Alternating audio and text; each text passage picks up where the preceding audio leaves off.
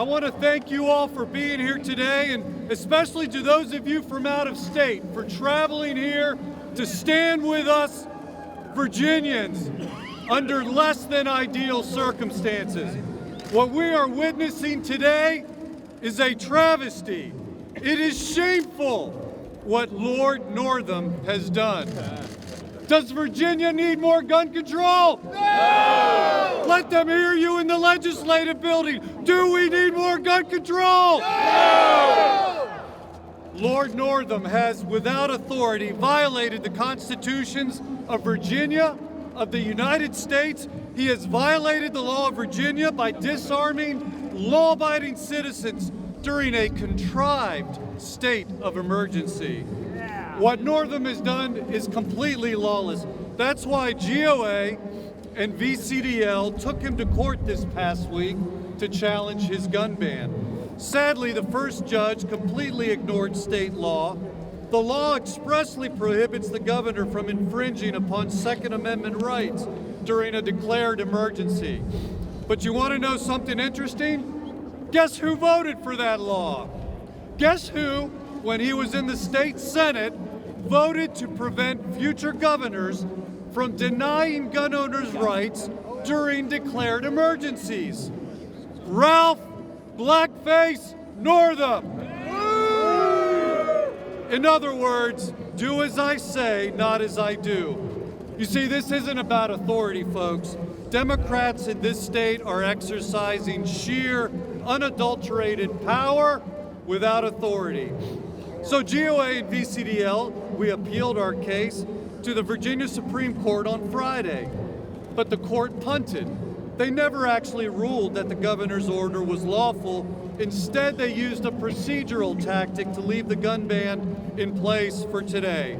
So if you're inside the fence, here we are. We've been subjected to an egregious disarmament, just as was done by General Gage to our founding fathers in 1774. Virginia's Royal Lord Dunmore did the same thing in 1775, when under the cover of night, he raided the Colonial magazine. Democrats like Northam are following in their footsteps today, and they're copying the pattern of Democrats of old, the very ones who told Martin Luther King Jr. that he wasn't good enough to carry a gun. He couldn't be trusted. Democrats denied his application for a carry permit in 1956, and they're still trying to deny our gun rights today. As we stand here today, on a day that honors King, I have one simple message. No one who is listening to my voice right now should ever again vote for the party of gun control. Never. I'm talking about the party of Nancy Pelosi, Chuck Schumer, and yes, Lord Northam. Their party is anti-rights. It's anti-gun. Their party has declared war on the Second Amendment. And whenever they gain power, they set out to ban people's guns. No gun owner should ever help them get a majority at the state or federal levels. And let me give you a word of encouragement.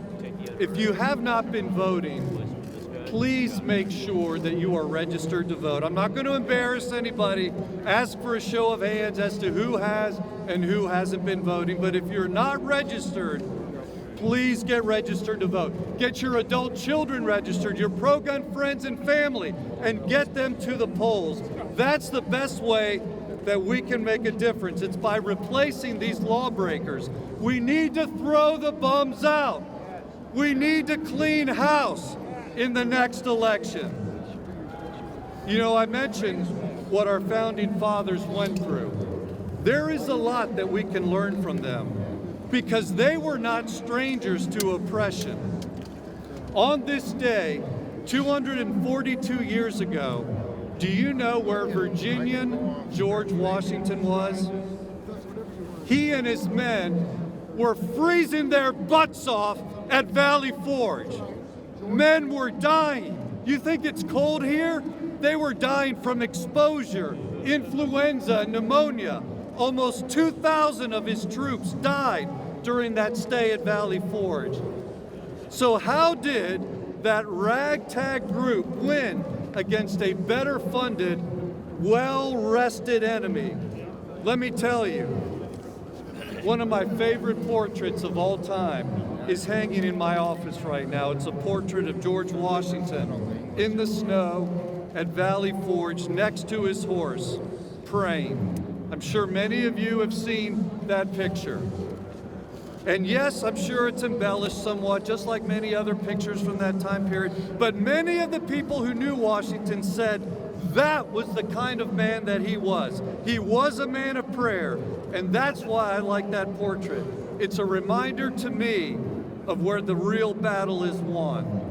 And George Washington knew this, and so did our other founding fathers. Listen to the words of Thomas Jefferson, another Virginian, penned in the Declaration of Independence.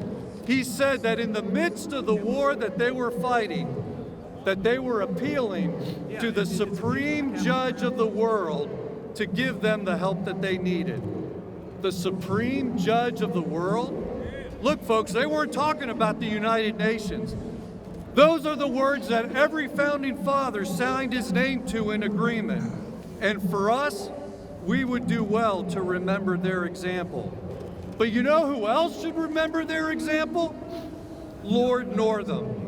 He doesn't recognize the God-given rights that are spoken of in the Declaration of Independence. He thinks our rights are mere privileges. He wants to take your gun rights away, but let me ask you again, does Virginia need more gun control? No!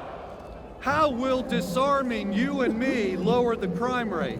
That's the question he can never answer, nor can he tell us how any of the new laws that he's advocating would have stopped the tragedy in Virginia Beach last year. He can't answer that question either.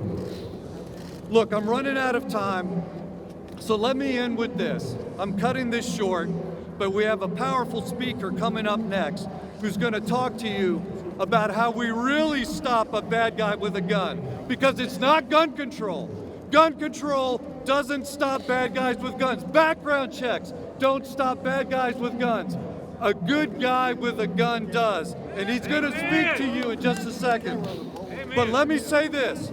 The passion and the activism that's here today, it has to be a way of life. We have to stay vigilant. We have to pray. We have to vote, or we are going to lose our rights. The governor may think that he has won the day today, but he has only strengthened our resolve. As John Paul Jones said when all hope seemed lost and the British commander ordered him to surrender the ship, he said, "I have not yet begun to fight." Everyone, this here is a start. It is not the finish line. We will not compromise. Thank you for being here today. Well done. Well done.